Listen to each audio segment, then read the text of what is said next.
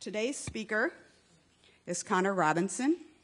Conor Robinson graduated from Yale University, where he founded the Yale Humanist Society, now Yale AHA, majored in English and minored in intramural sports, where he won an award. After serving as the founding resource specialist at a bilingual elementary school in Los Angeles, Conor organized Pathfinders Project, a year-long global humanist service trip. Conor received Foundation Beyond Belief's 2014 Humanist Visionary Award in recognition for this work, and he joined the foundation in August 2014 to launch the Humanist Service Corps. Conor is a mediocre blogger, but an excellent diarist. Food, books, Settlers of Catan, family, and nature make him happy. Please join me in welcoming Conor Robinson.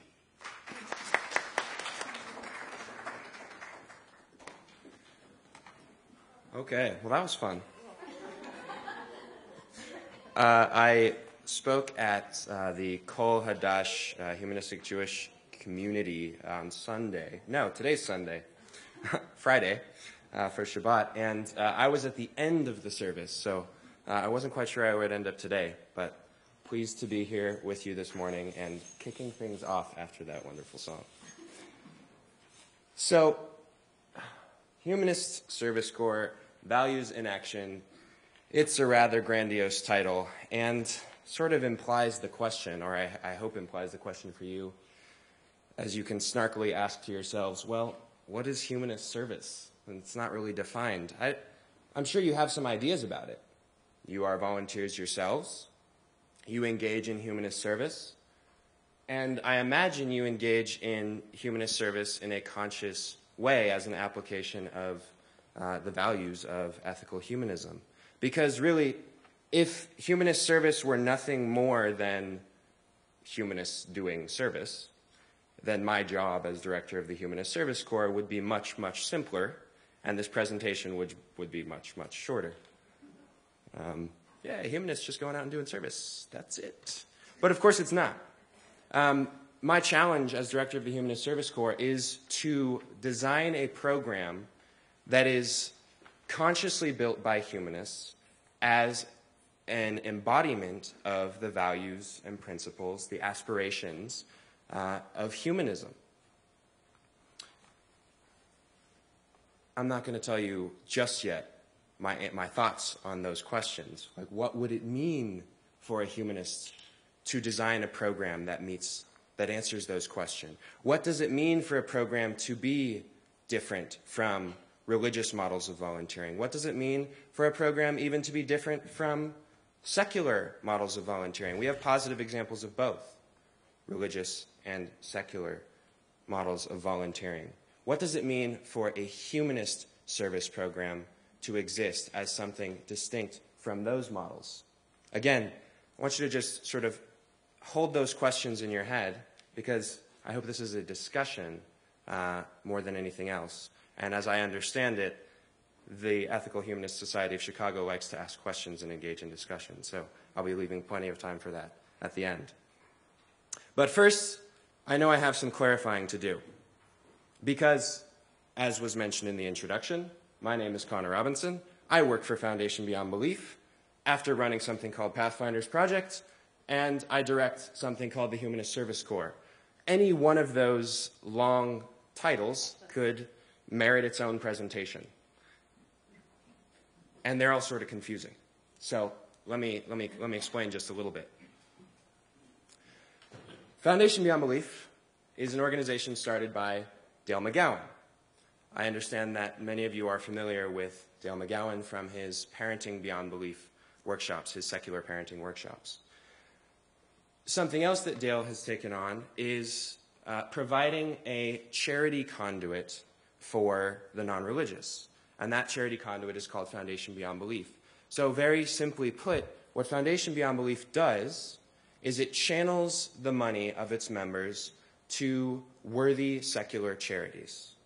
Foundation Beyond Belief functions as a sort of charity vetting organization, much like GuideStar or Charity Navigator, but with some additional criteria related to, specifically, transparency related to beliefs, systems of belief. So we support organizations, charities, beneficiaries in the areas of education, human rights, the natural world, poverty and health.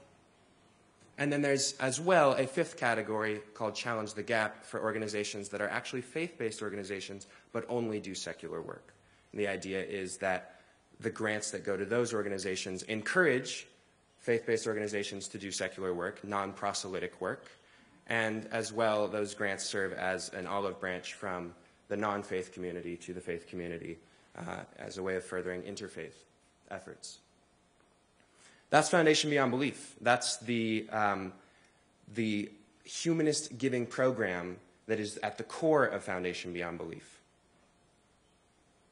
And since 2010, when Foundation Beyond Belief was founded by Dale, $1.8 million of non-theistic humanist monies have gone to organizations in those categories I just mentioned.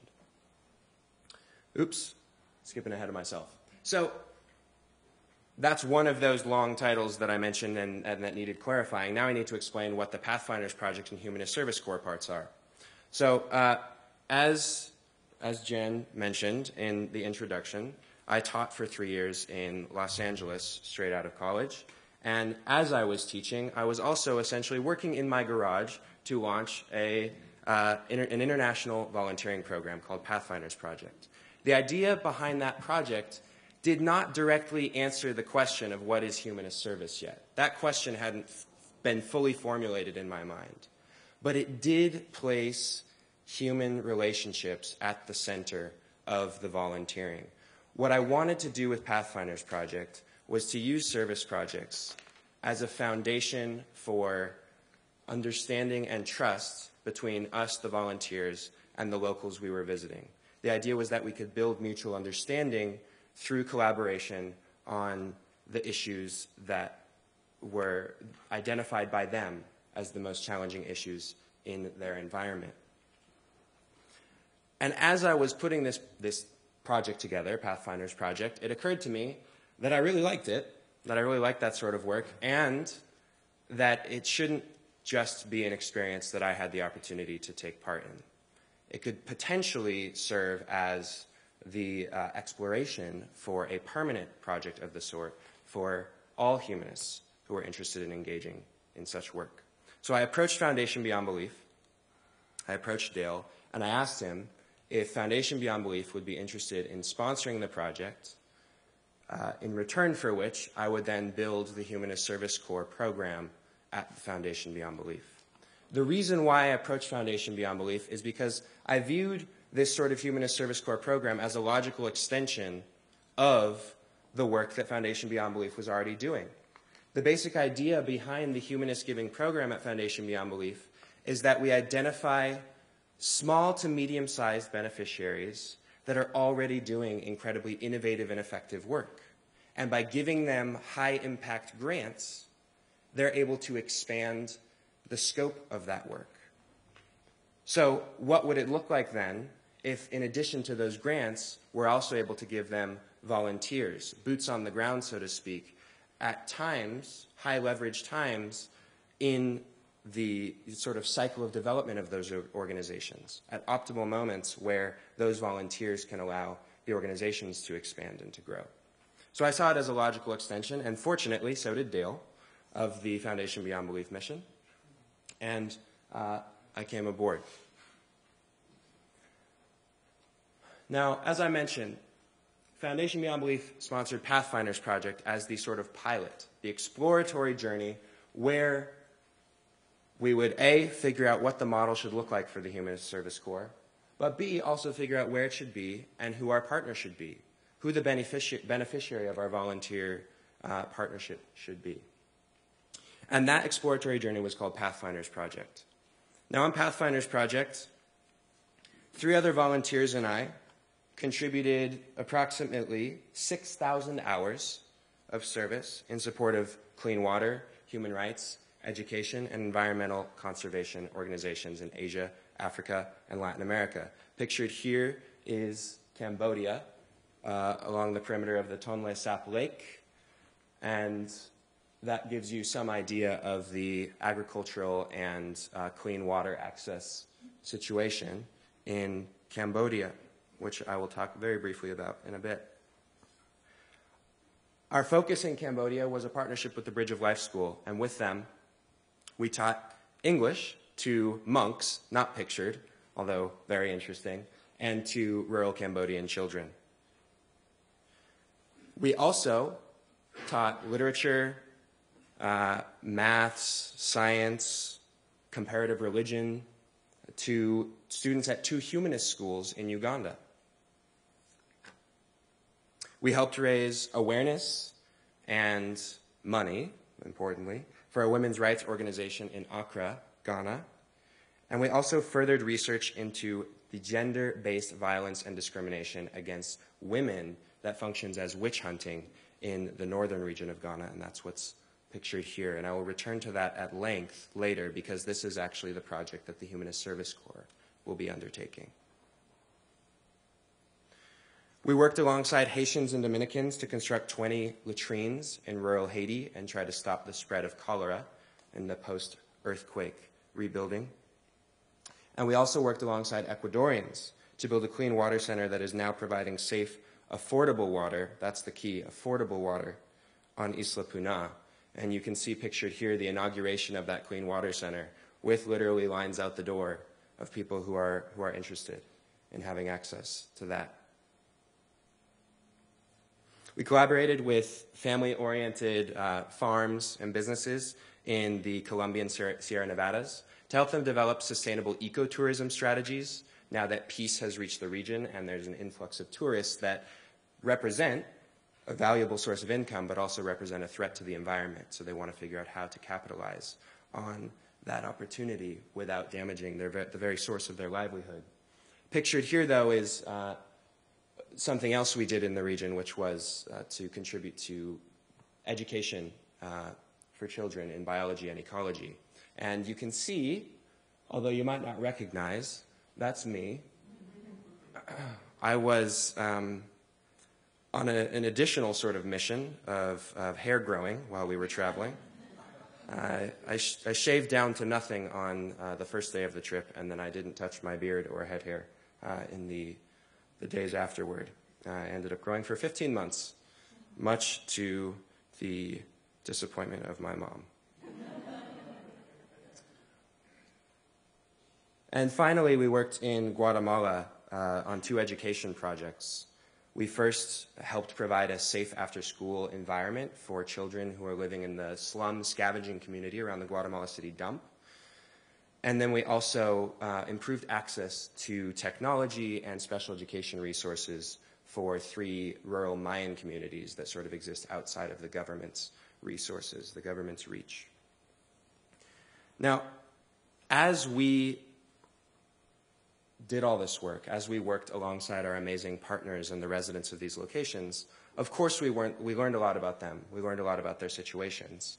And perhaps most important for this work that we're now doing to launch the Humanist Service Corps, we learned a lot about ourselves. And we learned a lot about what humanist service is. In order to share some of those ideas with you, I'd like to tell you a story. I'd like to take a closer look at the project we did in Haiti, because I think it embodies a lot of the lessons we learned. The interesting thing to note about our project in Haiti is that even though we knew we were building 20 latrines in Haiti, we flew into the Dominican Republic. We flew into Santo Domingo. And if you can imagine the island of Hispaniola, which is divided almost evenly into Haiti and the Dominican Republic, at the southwesternmost point is really where we were doing our work, just on the other side of the border into Haiti. And we flew into Santo Domingo, which is much further north. So why would we fly into Santo Domingo only to then have to travel all the way south? Why would we purchase our construction materials in the Dominican Republic only to have to move them all the way south and then cross the border into Haiti? The story of our journey, I think, will illustrate why. We moved our construction materials after purchasing them on a Dominican truck as close as we could to the location where we were building latrines, a town called La Fongenette, and then we crossed the border. And then that Dominican truck stopped. And we had to move the construction materials onto a Haitian truck. Now, it's not that the Dominican Transportation Company was unable or unwilling legally to move the materials. It's that they wouldn't use their truck on a Haitian road. By the time we transferred the materials from the Dominican truck to the Haitian truck, we were already close enough that we could have walked to our building sites. In fact, at the end of the project, when we hiked out of the mountains with our 50 to 60-pound packs and with some gastrointestinal distress that slowed us down, it took us only 2.5 hours on rugged terrain and weighed down as we were. By truck, it took us 4.5 hours. So you can imagine then that our contribution in this situation was a contribution of materials. Us simply getting the construction materials there with the transportation infrastructure as decimated as it was our contribution to this project. But there's something that happens for many volunteers, even when they know what their contribution is, even if they know, they're not the construction experts, they don't know the Haitian building methods, they don't know the Haitian terrain. Volunteers, bless their hearts, want to be as helpful as they can, right? They want to contribute as much as they can. And you know the old anthropologist saying, if you've got a hammer, every problem begins to look like a nail. Well, we literally had hammers, and we literally weren't nailing any nails. And I'll tell you why. And I'll explain why this became an issue of tension for our volunteers. When we arrived on the site, we had it in our heads. Our contribution is the materials. We're just going to watch, we're going to observe, we'll help in whatever way we can. But then this cultural divide, this different cultural understanding of how to approach a construction work site arose for us, and how to manage time. Building 20 latrines in 2 weeks is a pretty ambitious task. And so we were really excited when we saw the entire community turn out to undertake this work. And then we were really confused when what undertaking this work turned out to be was 5 Haitians working and the rest of us just standing watching silently, waiting for something to do. The Americans looking around being like, why don't we just put 5 over here and 5 over there and 5 over there and do it all at the same time? After all, it's not incredibly complicated work. The basic structure of a World Health Organization pit latrine is not very luxurious, shall we say. But we kept our mouths shut, and that actually didn't solve anything, as some of you, I'm sure, are aware. Our volunteers began to get antsy, and the Haitians and the Dominicans, they could sense it. And they perceived, most likely, that we felt we should be the ones doing the digging and the building. And after all, we were the ones fronting the materials and the money, and so they probably felt some pressure to let us do that, even though that's not really what we wanted to do. It got pretty tense. I had conversations with my volunteers to try and calm them down, but what I really needed to do was have the conversation with the foreman of the construction project. And all I said to him was, listen, we're here to learn. We're not here to do the construction. We're not here to teach you what to do. We're here to learn from you how you build, what your problem is, how you use the local resources, how your teams work together. We are here to learn. So if you have the time, as you're completing each of these steps, to teach us about your process and your methods, we would so appreciate it, because that's really our mission here. We just want to learn. And that dissolved the tension immediately. It was such a paradigm shift for them, the way they're used to interacting with volunteers and the way they're probably used to interacting with the world, the broader world. The paradigm shift of us wanting to learn something from them and them having something to offer us when they had been feeling the pressure, in some sense, of a debt to us. The debt of us providing these materials and the debt which they thought they needed to, I don't know, meet by allowing us to do shoddy construction work, which they would have had to come in the night and then fix, as is the unfortunate case in many volunteering projects. But the beautiful thing about all of this, or I think the most beautiful thing about this, is that because of that understanding, we did end up learning from them, and we did end up getting to the point where we split into teams and tackled multiple latrines at once, which is why you can see in this picture that we are working on a latrine and not just watching and holding our impotent hammers. Now, as we were preparing to leave, again from the Dominican Republic, something else happened that I think is worth mentioning. We come down out of the mountains, as I mentioned, gastrointestinal problems, a lot of dirty work, not a whole lot of laundry.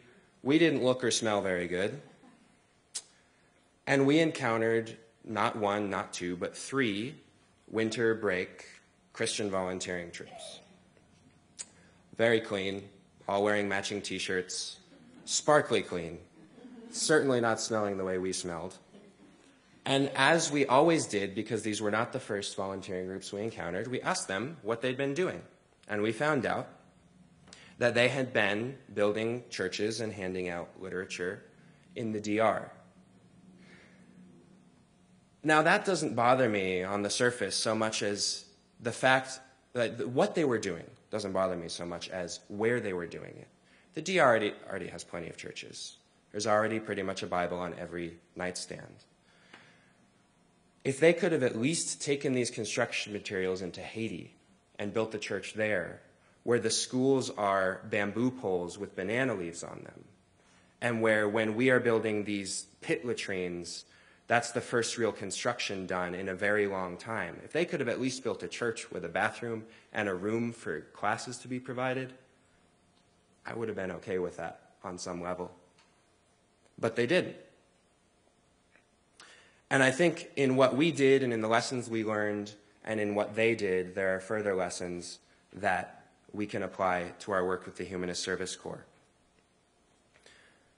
So I'd like to now give you my thoughts about what I think those are, and then I hope later you can share with me what your thoughts are and ask me questions.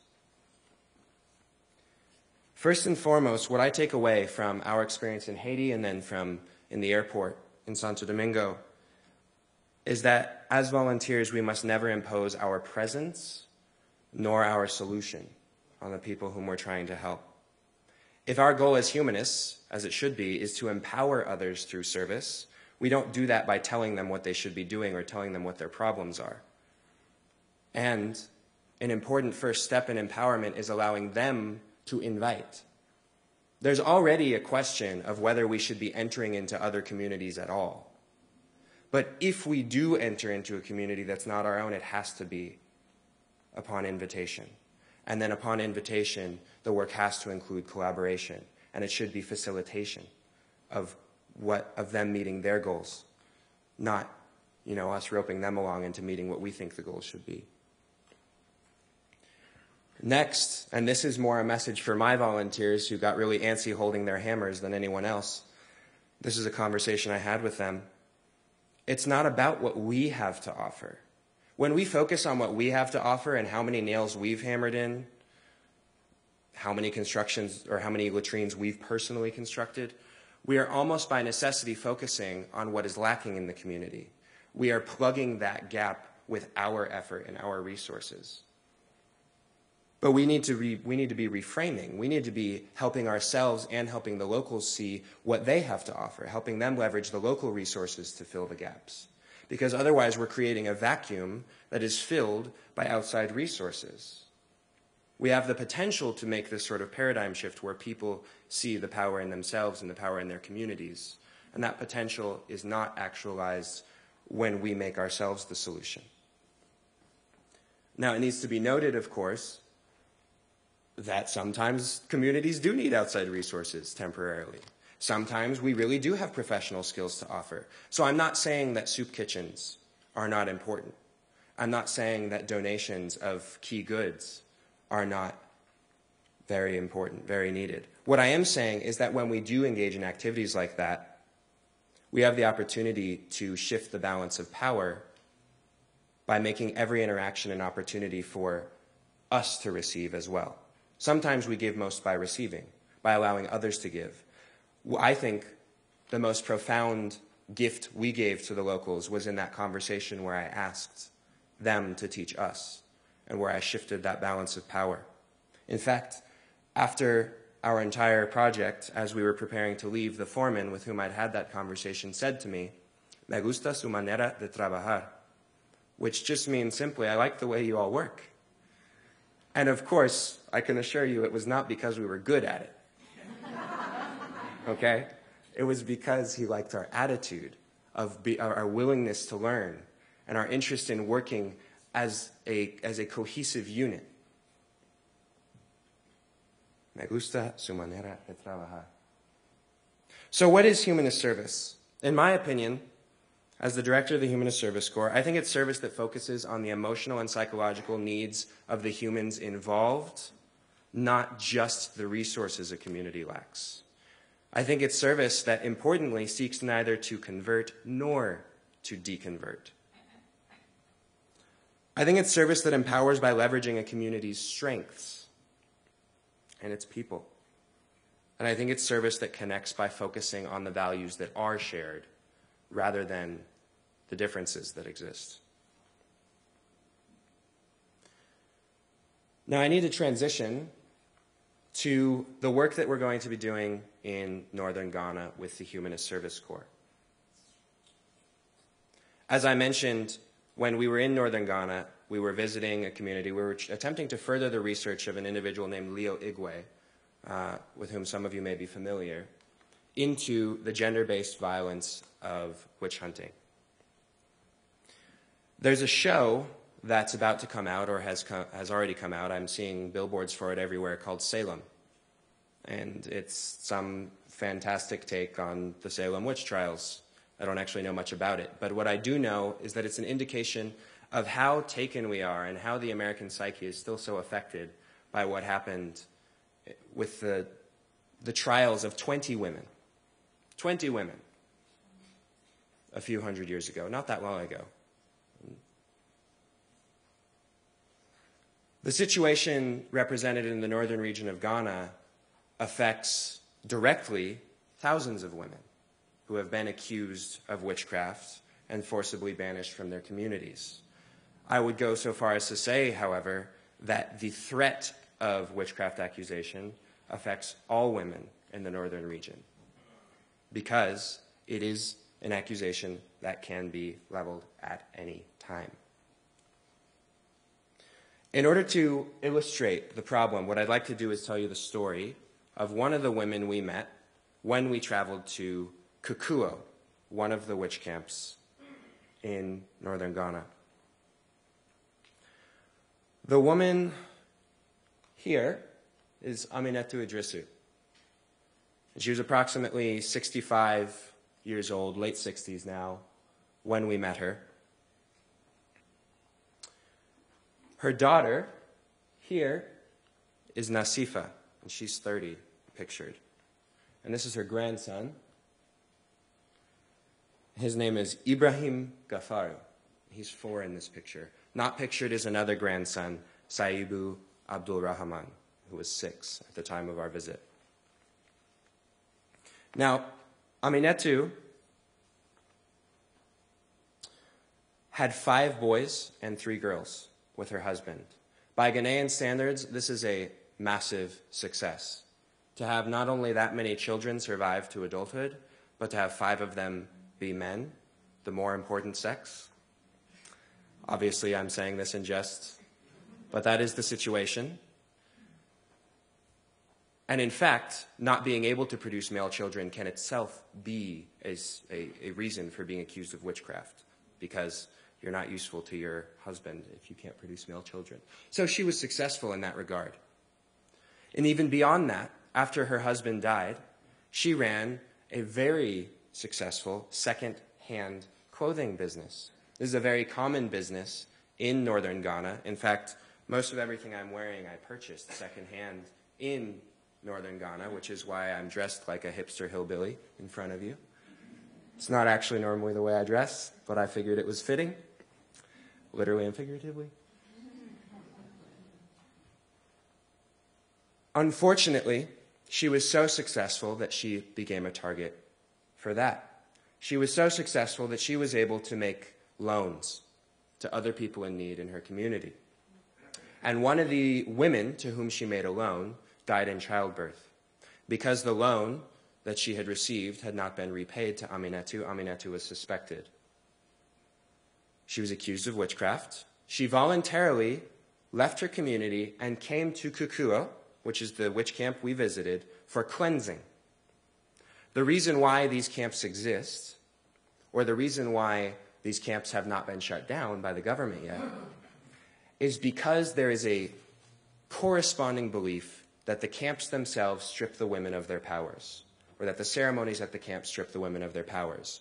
So, in contrast to places like Nigeria, Senegal, and the Ivory Coast, where the women are simply summarily executed by the community, these women at least are allowed to live in exile, in squalor, but they're allowed to live. She came to Kukuo for cleansing. And after her cleansing, since she should have been removed of all her powers, she reintegrated into another community. Not her original community, but a community nonetheless where she knew a couple and could live. Unfortunately, the woman with whom she was living also died in childbirth. And even though she had been cleansed, she was again accused. And she fled with her life again to Kukuo. Why then is Nasifa with her?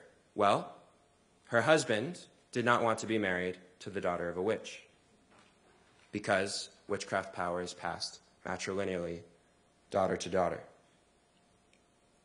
So this means then that the accusations don't just affect one generation, they affect 3 generations. And this is quite common.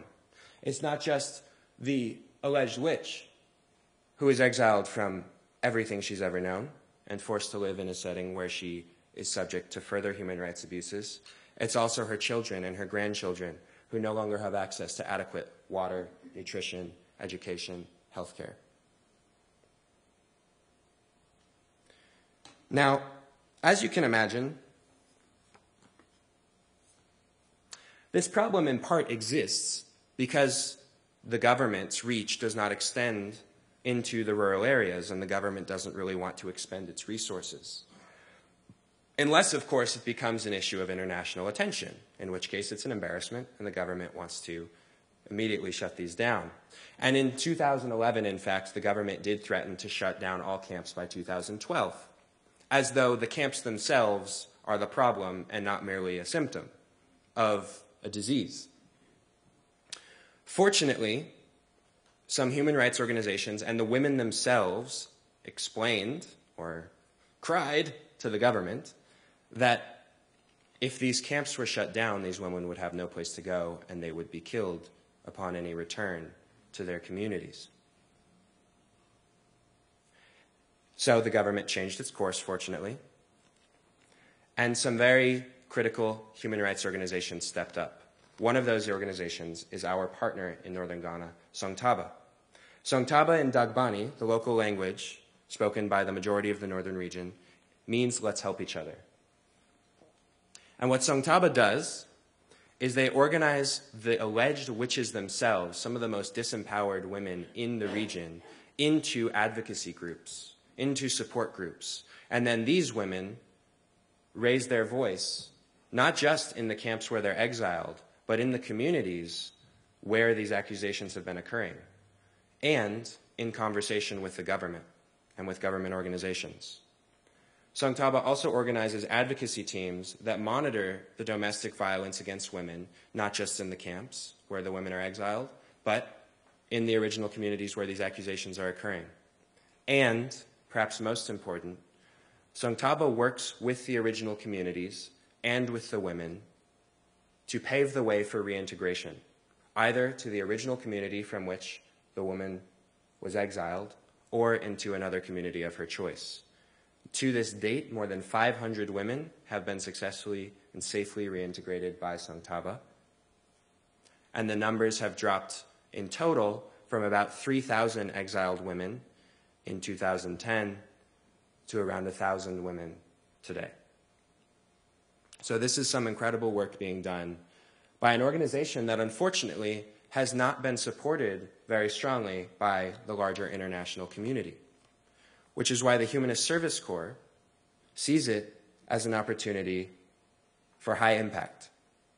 What we would like to do with the Humanist Service Corps is take at least 4 volunteers over the course of the next at least 3 to 5 years.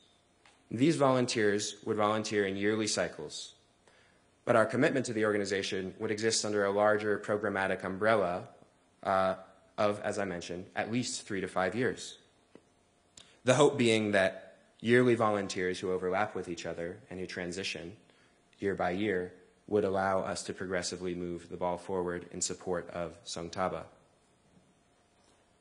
How does this relate to the lessons we drew from Pathfinders Project?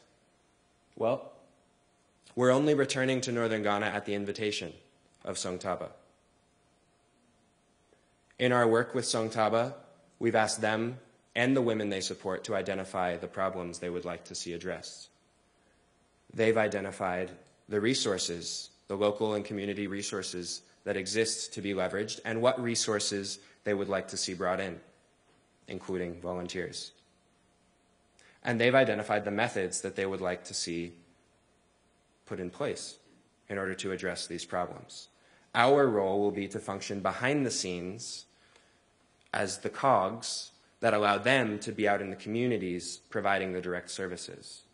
So our faces will not be the faces of the benefits that the women or the communities receive, because that in and of itself presents a potential harm.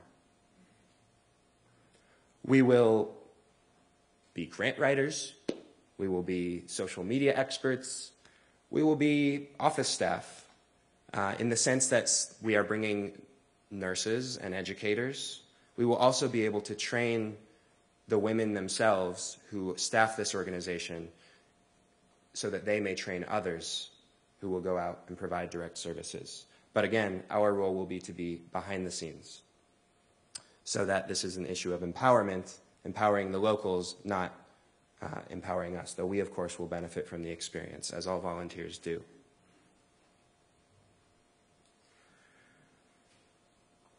The goal over the short term is to improve the standard of living in the witch camps. But that, of course, does not stop the accusations, because the accusations don't occur in the witch camps. The accusations occur in the original communities. So over the long term, what we also need to do is engage in programs that improve access to education, improve access to health care, and increase the local understanding of what human rights are afforded to all Ghanaian citizens, regardless of sex, regardless of socioeconomic status, regardless of tribe, regardless of sexual orientation, although that one might be a few years down the line. Because it's actually not a matter of superstition, believe it or not, in northern Ghana. These are witchcraft accusations, so you'd think this is directly a matter of superstition. But it's only in the northern region of Ghana that these accusations occur, the northern region of Ghana being one of 10 regions. It's the region with illiteracy rates twice the national average, poverty rates 2 to 3 times the national average, and in a country where there's only one hospital for every 30,000 individuals, it's a region that essentially has none. So it's no accident that when we were working in the south, in Accra, and one of our volunteers got malaria, that our boss, who also believes in witchcraft, because 90% of Ghanaians do, told him to go to the hospital and get checked out. But that in the northern region during malaria season, the rate at which witches or women are accused of witchcraft doubles, because the mechanism isn't understood. So what needs to happen, again, is not that we eradicate a belief as though that could be possible. as though you could even do that by combating it head on, but that we remove this, or we shrink the space within which that belief operates. We make it more like the belief in angels in the United States. 77% of Americans believe in angels. And you know what? Philosophically, I'm not a huge fan of that. Does it really affect their daily lives? Does it affect mine? Not a whole lot. In southern Ghana, everybody believes in witches. But it doesn't really affect their daily lives. They're not accusing their neighbors. They're not banishing their grandmothers. So I'm okay with that. In Chicago, some untold number of people believe that a billy goat curse is preventing the local team. Some other untold number, probably a higher percentage, are afflicted with the curse of fanhood itself. And you know what? That actually probably does bear with it some negative consequences. But I'm not going to fight that. No, it's going to be a good year for the Cubs. But my point is that this is an issue of development. And our goal is not just to galvanize the local community in helping develop the northern region, but also to send a message to the broader international community, and specifically the broader atheist, humanist, non-theistic community, that what we need to be doing if we want to truly combat superstition, if we want to help people make what we view as better life stance decisions, is we need to help them live better lives. We need to improve their lives. That's my message. That's my answer to the question of what is humanist service. If you are interested in more information, you can find that out at humanistservicecorps.org. You can also learn more about Foundation Beyond Belief at foundationbeyondbelief.org, and I will be sticking around for the coffee to answer any questions.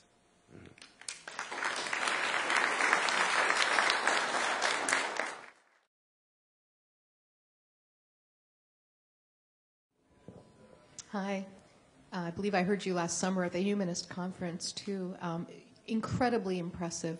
You make me think about Star Trek and the whole idea of doing no harm, to other communities. But anyway, my question to you is, there are invariably politics involved in going into other countries, and I'm wondering how you surmount, maybe government preventing you from doing things you want to do. I don't know if that's a narrow enough question. No, it's a great question. Politics are intricately intertwined in this. On the local level, the national level, and then, of course, also the international level. Fortunately, we're aware of what many of the political considerations are, and even though people might not have motivations that we want them to have, they still have motivations that we understand and can play into. So, as I mentioned, at the government level, there's a fair deal of embarrassment about these camps. They also want them closed. They know that the situation in which these women live makes them look bad. And so they're actually beginning to put up money for organizations who are working to address the issue. So even though it may not actually be a human rights alliance, there is definitely a convergence of goals. And so we're okay there. At the local level, I think the politics are a little bit more sensitive, because the basic setup is that we have a metaphysical war brewing, right? So you have the locals who genuinely believe, as convenient as many of these accusations, like the accusation against Aminatu Idrisu, which seems just so utterly convenient to us, or any of the women who are accused when their loans come due and the people who owe the money are still alive. That just seems remarkably convenient. The people genuinely believe in these accusations, by and large. And so if we were seen to be coming in and taking the side of these witches, they believe, then we would be very quickly making enemies of a large majority of the local population. So in that sense, the local politics are very complex and difficult. Fortunately, our approach, I think, mitigates that concern because, as I mentioned, in order to be successful, we need to be empowering the communities where these accusations are occurring. We are their allies. As objectionable as it might feel to us sometimes, those are the people we need to be empowering most. So we're going to be living in those communities. We're going to be working with those people who are making the accusations because it's those people we need to raise up the greatest. So fortunately, I think we have stumbled onto or devised an approach that does, I think, mitigate some of the political concerns. Mm-hmm. You know, with all the strife going on over in Africa there, do you ever worry that some radical Muslim group's just going to rise up and wipe the whole place out like they've done in other parts of Africa there? Well, sure. And then, of course, there's also the medical concern of, epidemic outbreak. Fortunately, Ebola is not present in Ghana, and it seems to be under containment elsewhere. But as far as religious strife is concerned, it only exists in the sense that it exacerbates existing tribal tensions. So some of the tribes tend to be adherents of one religion or another, and so existing tensions between them can be aggravated by those theological or ideological differences. But the fact of the matter is that everyone is pretty much tied together by the animist beliefs that they all still hold. So even those who identify as Muslims or Christians, they're also still the same folks who worship their ancestors as they've done for the past 1,000 years, and who make sacrifices to the local small gods and oracles, and who in fact make sacrifices to the land itself. And so there's still a commonality there. And that's not to say that we're not keeping an eye on exactly the kind of tension you're looking at. If any sort of tribal tension were to break out into outright conflict, or if Ebola were to make its way into Ghana, we're neither a medical mission nor a peacekeeping mission, and those circumstances would make it so that we couldn't work in the communities to do the work that we are there to do. So we would unfortunately have to leave. Are there any non-secular organizations that come close to approaching what you guys do as far as just being charitable without the whole God angle? I think so. Helping people? Could you name any? Sure. Yeah. So as I hope I mentioned, I'm now not quite recalling if I did, but Foundation Beyond Belief has a Challenge the Gap category of giving, where grants are given to religious organizations that only do secular work and do not proselytize. So any of those organizations, I think, would be good examples of that, and you can find a list of them on Foundation Beyond Belief's website. I'm more familiar with organizations that are volunteering organizations, and so I can name a couple of those. I'm a fan of American Jewish World Service and a fan of the Unitarian Universalist Friends Committee. I think those two in particular do a good job of not only not proselytizing through their volunteering, but volunteering in a way that is directly supporting and empowering locals rather than imposing a solution from without, from abroad. So I like their approach. American Jewish World Service, however, is largely shrinking its volunteering efforts and is mostly just financially supporting organizations, but the Unitarian Universalist Friends Committee is still very active. And in fact, they were active in Uganda during the time we were there to create a sort of underground railroad for LGBTQ individuals who were fearing for their lives in the lead up to the passage of the Kill the Gays bill, the anti-homosexuality legislation in Uganda. Thank you for an interesting presentation. Other than outside of the country, the perception about non-believers is very negative, as we know. I think we're like at the very bottom of what, if Americans are asked, would you want somebody to marry an atheist, for example? So I wonder about the name, Beyond Belief, and how it's received not only abroad, but also in the United States, because I think it's a very lovely idea to promote that we do good works too, that you don't have to be a Christian or a Jew or a Muslim and you don't have to be affiliated. So do you get any blowback just on the name Beyond Belief? Or what's the perception of your organization, and how much hostility do you find yourself up against? Well, so I'll say that Foundation Beyond Belief, Dale McGowan, whom I mentioned before, really likes wordplay, and so I think that was one of the reasons why he was particularly taken with Foundation Beyond Belief. It's an organization beyond belief. And so, but I do think that it does have the potential for confusion. Some people are confused in the U.S., and they especially sometimes think that it's more antagonistic toward religion than it is, because of course it isn't an organization that is antagonistic toward religion. It wants to focus, encourage, and demonstrate humanist generosity, but it's perfectly willing to extend an olive branch to religious organizations who are doing secular work. So there's some confusion there, but I work less in the U.S., as my presentation I hope made clear, so I can better answer the second part of your question about perceptions abroad.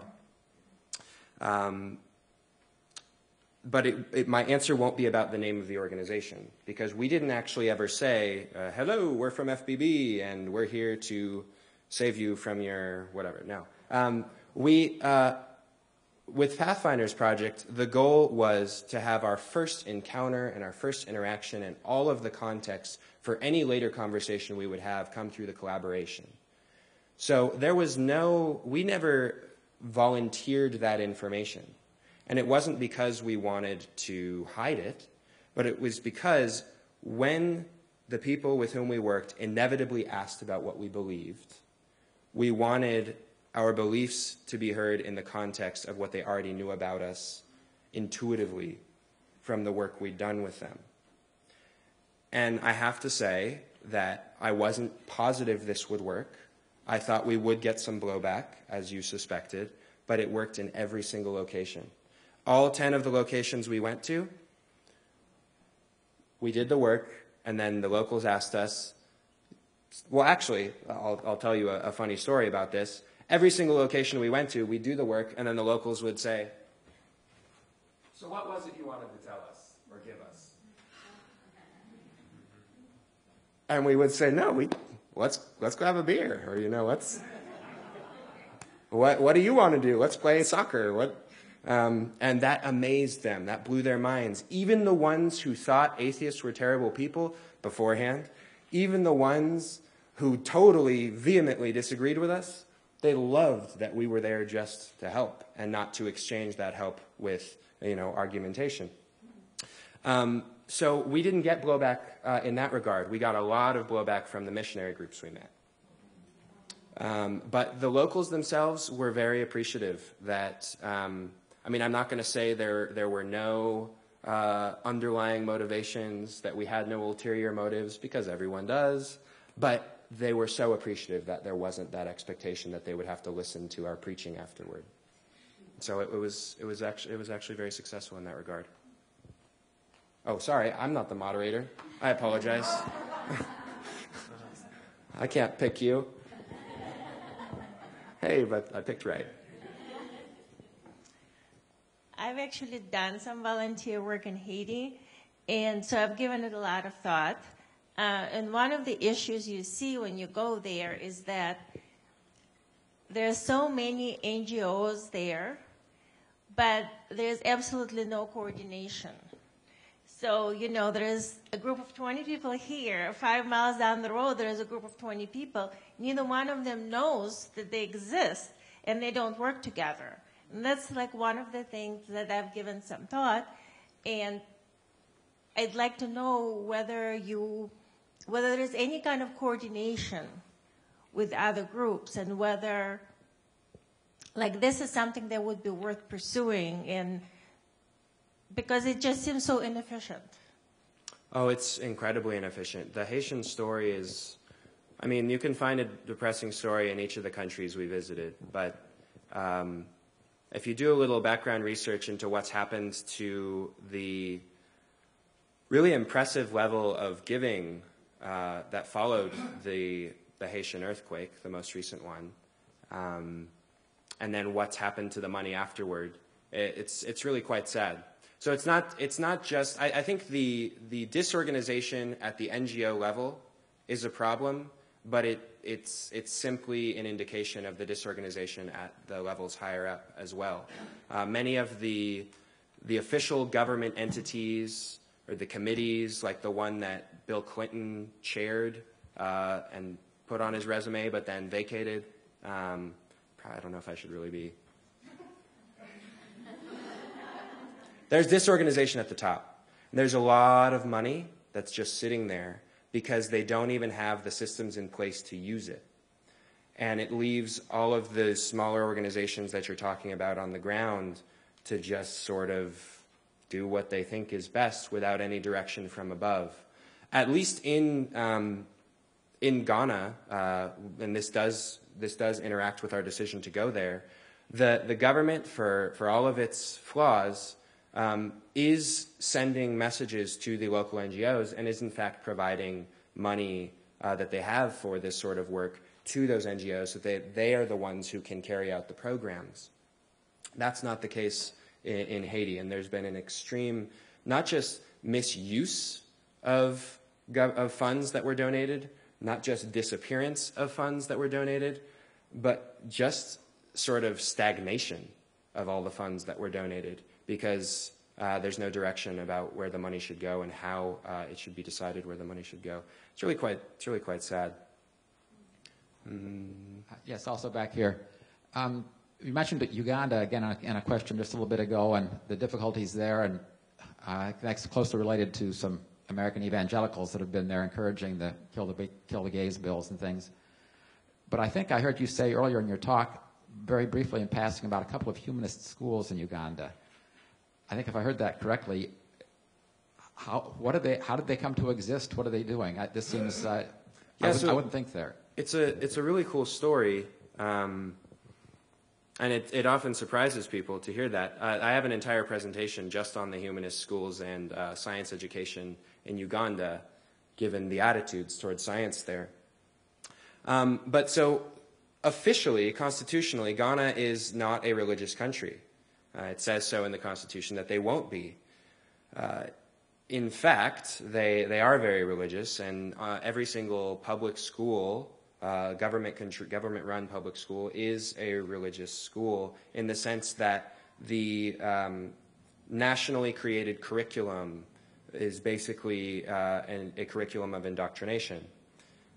We were flabbergasted when we were teaching at these humanist schools, which I'll explain in a minute, just to discover the actual tests, not just religious education texts that ask, like, who is our Savior, but English texts that are basically erasing the existence of traditional beliefs and saying that all people everywhere have always been monotheistic and have always believed in an omniscient, omnipresent, omnibenevolent God. Just really, really unfortunate stuff like that we couldn't even believe existed. But also in the Constitution is a guarantee that any organization can start itself, can come into existence as long as it is not an organization of discrimination, as long as it serves the public good. And so there are schools that have been started up sort of as, like any NGO or charter school might be started up here in the US that exist to promote specifically science education, which is something that is accepted by the communities in which they exist, because they see it as a stepping stone towards successful employment. So they see this sort of science-driven education as a positive thing. These schools also are in a position to question, through the course of comparative religion classes, the presentation of the other curricula in what I think is a really valuable way. So, they still have to teach to the test. They still have to teach the students how to answer a question like, who is our Savior? Or one of my favorite ones is, there's 4 boxes, and it says, draw 4 creatures that God created. And that's just not even a rigorous test. If you think God created everything, you can draw anything. It's well, I mentioned I was a teacher. Yeah, test design interests me, and those weren't even well-designed tests. Anyway, does that answer your question, or would you like me to clarify anything? These were locals who started it? Yes. Mm-hmm. Mm-hmm. Ah, I did it again. You.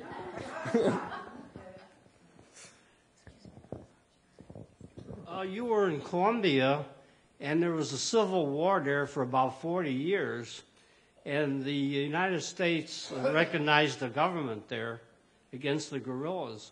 Was there any suspicion that you were working for the American government, or any suspicion along those lines? We didn't encounter any, although I can see why it would have been plausible.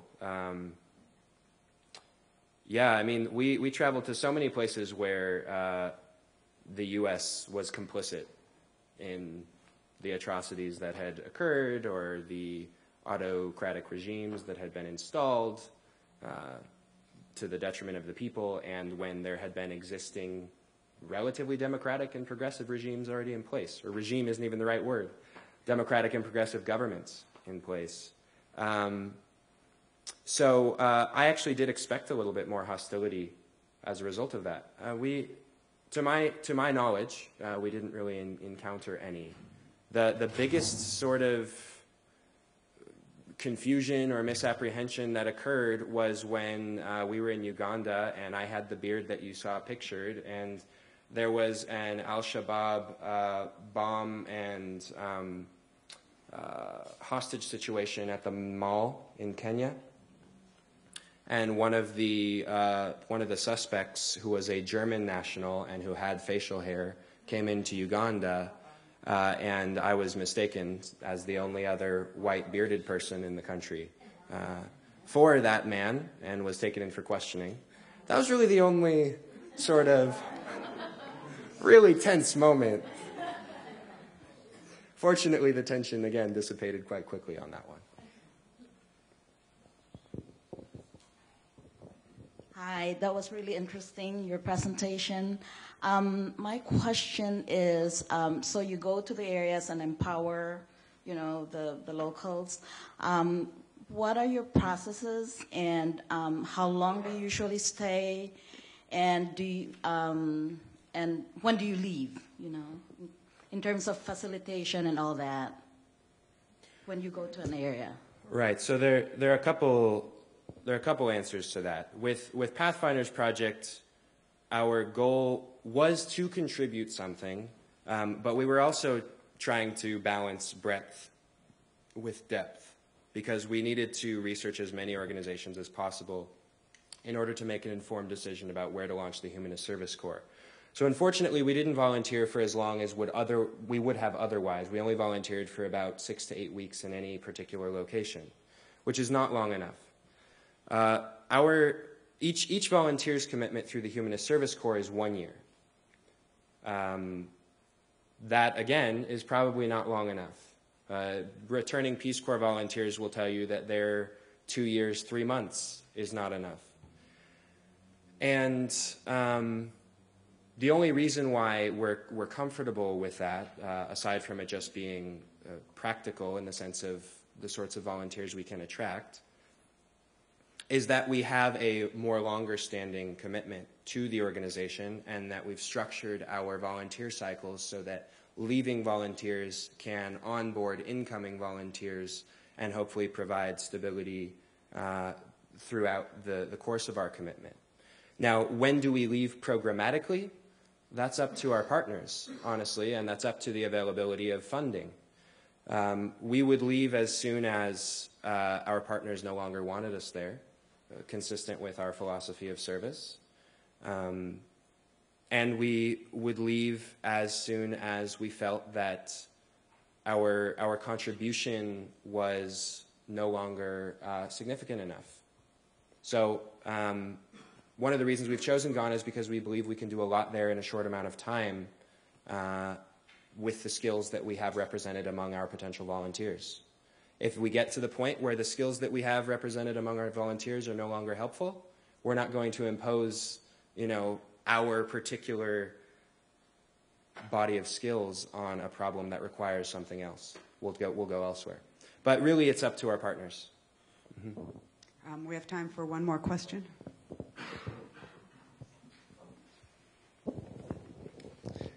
The question of U.S. Official or government intervention as being maybe an ulterior motive for financing or promoting this work. How have you encountered the work of the U.S. Peace Corps in your work, and what kind of interaction have you faced with them? That's a good question, and one that I have to be diplomatic about. But I'll answer it as honestly as I can. There are many things I like about the Peace Corps. I've considered joining, and I may still at some point in the future. But I would join with, I think, a greater sense of humility than the Peace Corps training itself imbues in its volunteers, if that makes sense. One of my criticisms of the Peace Corps is that it does serve national interests. The 3 stated goals of the Peace Corps on the website since the time of its inception are to expose Americans to the world, to expose the world to Americans, and to achieve development goals. So obviously, in the development realm, we look to the Peace Corps in many ways. They've done some good work. They are doing some good work. And they have they have access on a level that we can only dream of in many of the places we would like to work. But in terms of exposing, Americans to the world and the world to Americans, our goals are obviously slightly different. We want to draw more non-religious people into service, specifically, although not exclusively. We don't discriminate against any applicants. And then, of course, we want to embody the values of humanism in the service we do, not the values of nationalism. So there is some degree of difference there. And then I think I would again just highlight that I do believe our approach is at least a degree or two more anthropologically sensitive and humble. We really do carry that first do no harm mentality with us everywhere we go. And one of the reasons is because we have read about Peace Corps projects, USAID projects that have not been received well, where money has been spent without really taking into account the local needs and where that money has been wasted. One example, if I may, I know we're short on time, I'll give it quickly. One example is a project where the local population, the local women were spending so much time moving to the river to wash their clothing once a week that it was decided that they could probably be helped if a wash center was created in the center of the community itself, where the women could just, step right outside their houses and wash, saving them the trip, saving them a lot of the labor, just making things easier. What they didn't realize was that this washing ritual almost was one of the few social opportunities the women had to be with the other women in the community, to do whatever. They were working, sure. They had to work to carry all the laundry there and to carry it back when wet. But they were free in that moment to socialize. And the washing center that had been built was around the base of a building that made it so that the women were strung out in a line and couldn't see each other and therefore couldn't talk to each other, so it was not used once. So, just simple things like that. And that's not to say that it's the Peace Corps' fault or USAID's fault, but you have to take some anthropological humility and sensitivity with you into these environments and really understand and just ask what the people want. All you really have to do is ask. Mm-hmm. Thank you very much, Tom.